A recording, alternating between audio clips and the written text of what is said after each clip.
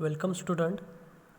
आज आपण सॉलिड स्टेटवर असणारे जे काही MCQ क्वेश्चन्स आहेत त्या डिफरंट एक्झामला जे काही विचारले गेलेले प्रश्न असतील त्यावर आपण आज डिस्कस करणार आहोत. त्याचे MCQ आणि त्याचे उत्तर आपण डिस्कस करणार आहोत. तर पहिला जो MCQ तुमच्या फ्रंटला येतो आहे तो MCQ आहे, the property of crystalline solid is not. म्हणजे क्रिस्टलाइन सॉलिडची खालीलपैकी कुठली प्रॉपर्टी नाही. ऑप्शन दिले त्याने ॲनिसोट्रोपी, आयसोट्रोपिक, हार्ड आणि डेन्स. हा प्रश्न ओरिसा JEE ला विचारलेला होता. असू दे, आपल्याला JEE असो, MST CET असो, काही असो, फक्त आपल्याला सॉलिड स्टेटशी रिलेटेड जे काही प्रश्न आहे ते आपल्याला घ्यायचे आहेत. पहिला प्रश्न त्याने आपल्याला विचारलेला आहे, the property of crystalline solid is not anisotropy, isotropic, hard आणि डेन्स.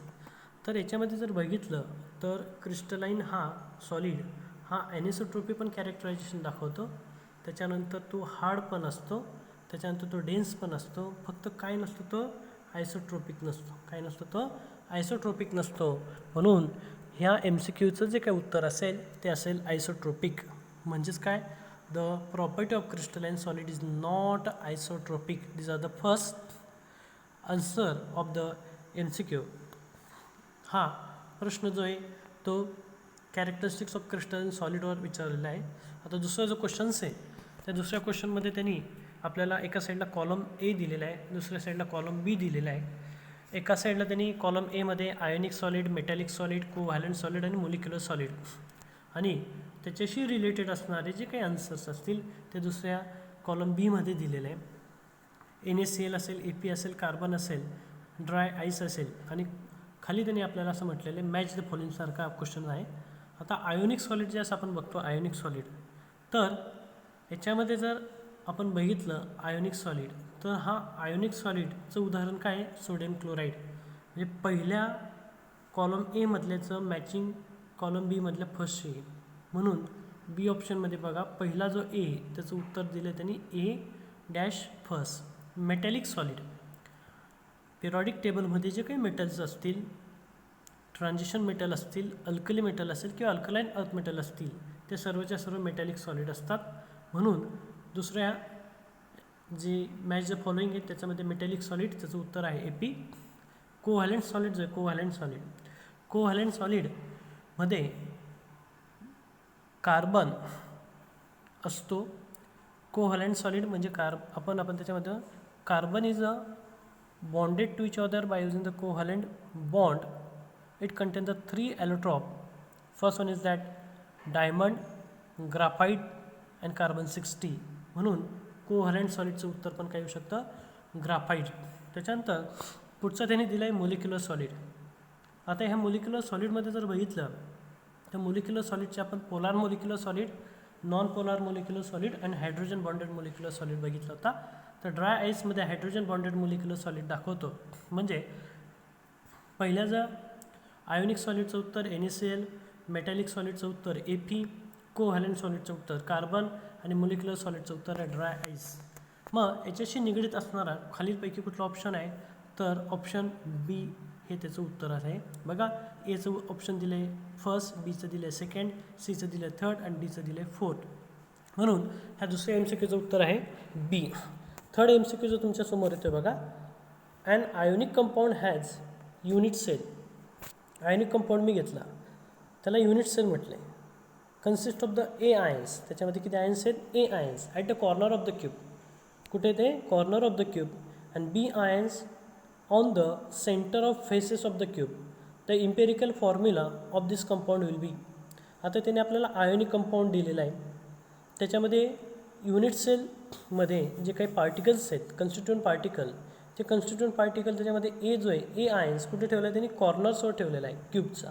आणि B आयन्स कुठे ठेवला आहे, B ions on the centre of faces of the cube. त्याच्यावर मग आपल्याला त्याचा इम्पेरिकल फॉर्म्युला शोधायचा आहे. आता लक्षात घ्या, कॉर्नर्स म्हटल्यानंतर ते कसं आलं, cube content the 8 corner, 1 constituent particle is present at each corners, so that total number of unit cell in the cube is equal to 8 into 1/8 is equal to 1.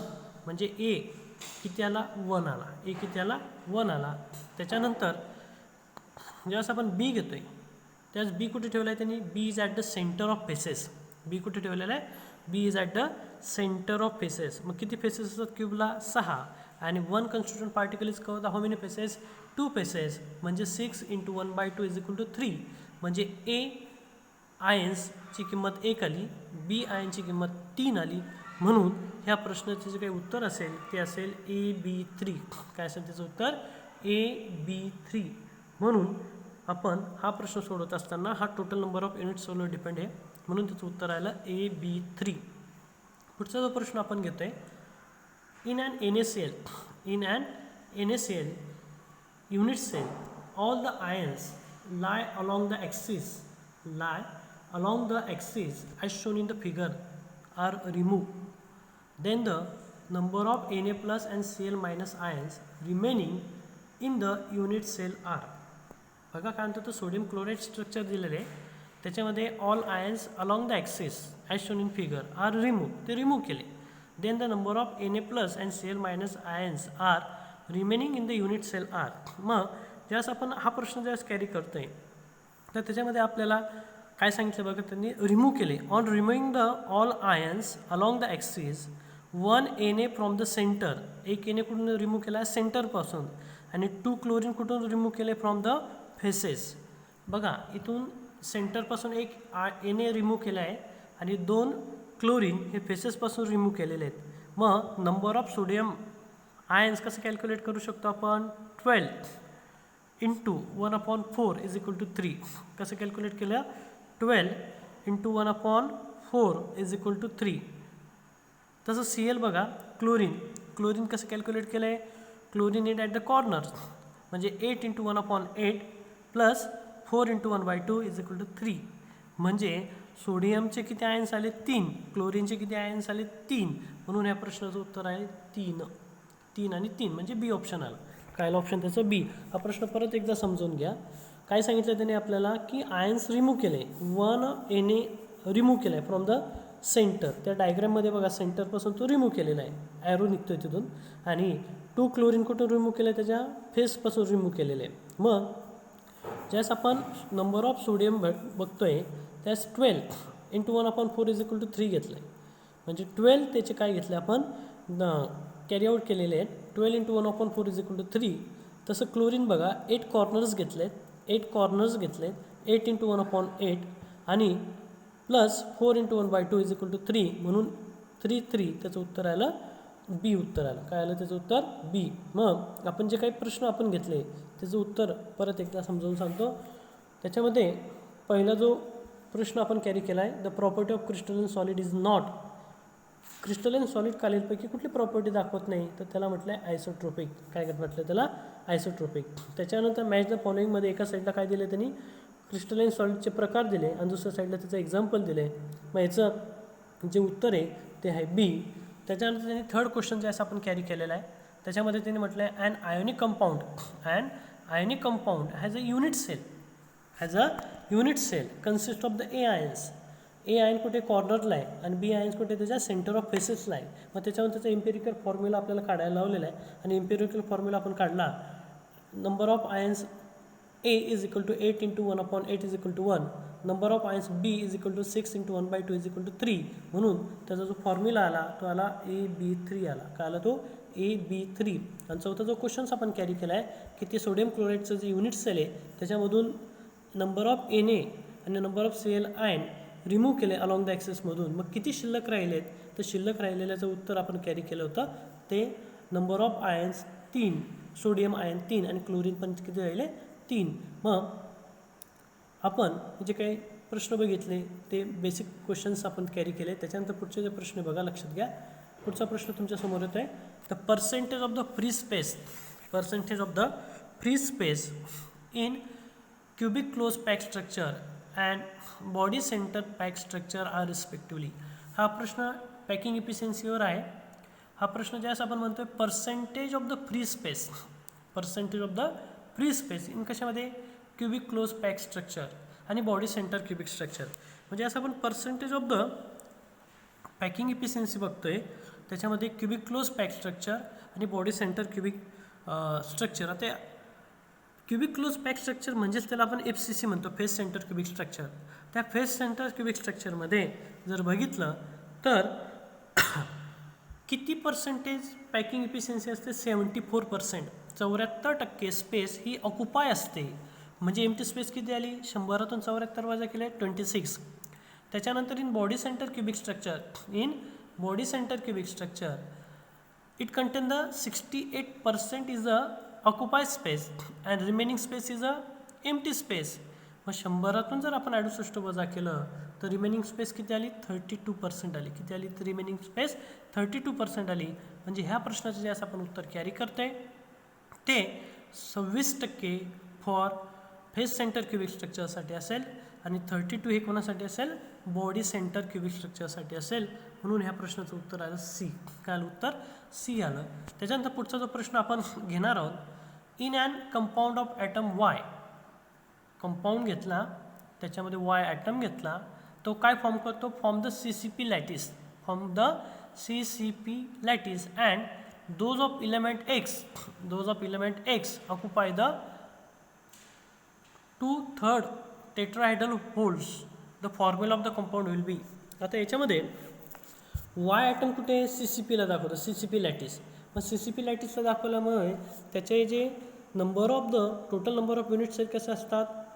8 × 1/8 plus 6 × 1/2 is equal to 1 + 3 is equal to 4. म्हणजे Y atoms किती आले? 4 आले.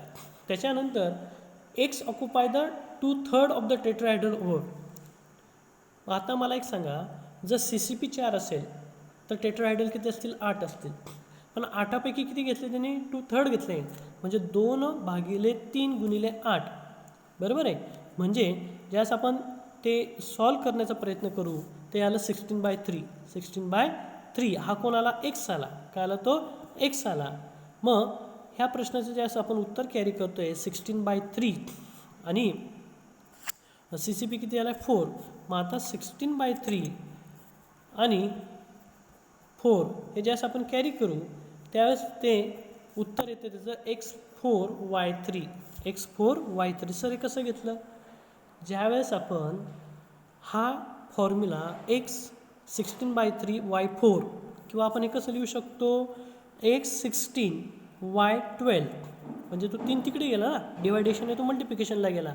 मग 16 आणि 12 म्हणजे 4 आणि भाग दिला, 4 × 16 4 × 12 म्हणजे x4y3. किंवा तुम्ही असं लिहिलं तरी चालू शकतं x16y12 किंवा x16/3y4 असं लिहिलं तरी चालू शकतो. हा प्रश्न परत एकदा समजून घ्या. In a compound occurs y is CCP lattice and those of the element x occupy the tetrahedral holes. The formula of the compound will be. आता y हा जो CCP लॅटिस दाखवतोय त्याच्यामध्ये total number of unit cell ज्यास आपण calculate करतोय, the total number of unit cell is equal to 8 × 1/8 plus 6 × 1/2 that is 1 + 3 is equal to 4. आणि ज्यास आपण वाय कॅल्क्युलेट करतोय, एक्स कॅल्क्युलेट करतोय, एक्स कॅल्क्युलेट करत असताना तो टेट्राहेड्रल आहे. टेट्राहेड्रल हे ऑक्टाहेड्रलच्या डबल असतं म्हणून तिथे 8 घेतला. कारण की CCP 4 आला, वायची किंमत 4 आली, एक्स आपण 8 घेणार आहे. 8 पण 8पैकी किती कव्हर केलं त्यांनी? 2/3 म्हणून 2/3 × 8 म्हणून त्याचं उत्तर आलं 16/3. आणि मग त्याचं आपण मॅथमॅटिकल कन्व्हर्जन करून ते उत्तर आलं x4y3. x4y3. पुढचा जो क्वेश्चन्स आपण कॅरी करतोय बघा, त्याच्यामध्ये त्यांनी आपल्याला असं म्हटलं आहे, हा ॲव्होगाड्रोशी रिलेटेड प्रश्न आहे. ॲव्होगाड्रोस नंबरशी. Number of unit cell in 4 gram which crystallize in the BCC pattern is. आता त्यांनी काय दिलेलं आहे? नंबर ऑफ युनिट सेल दिले 4 ग्रॅम. त्याचं ॲटॉमिक मास किती दिलं आहे? 40 दिलेलं आहे. आणि त्याच्यावरून आपल्याला BCC pattern which crystallize in the BCC pattern. आता याच्यामध्ये लक्षात घ्या, 40 ग्रॅम दिलेलं आहे त्याचं atomic mass is equal to N atoms. त्या 40पैकी किती घेतलं आहे? 4 ग्रॅम घेतलेला आहे. 4 ग्रॅम घेतला आहे म्हणजेच काय घेतलं आहे? 40च्यापैकी 4 ग्रॅम घेतलं आहे म्हणजेच 4 ग्रॅम इज इक्वल टू किती आलं? 0.1 × N ॲटम आलं. 0.1 किती आले? 0.1 × काय आलं? N ॲटम आलं. पण BCC म्हटलं आहे तिथे, BCC म्हणून 2 ॲटम असतील. BCC म्हणून किती ॲटम आहेत? 2 atoms from 1 unit cell in BCC lattice. म्हणून आपण 0.1 × ॲव्होगाड्रोस नंबर भागिले 2 असं उत्तर कॅल्क्युलेट करता येईल. कसं कॅल्क्युलेट करतो परत एकदा सांगतो बघा. ॲटॉमिक मास त्याचं 40 घेतलं आहे, 40पैकी 4 म्हणजे 4/40, उत्तर किती आलं 0.1. त्या 0.1ला कशाने मल्टिप्लाय केलं आहे ॲव्होगाड्रोस नंबरने. कशाने मल्टिप्लाय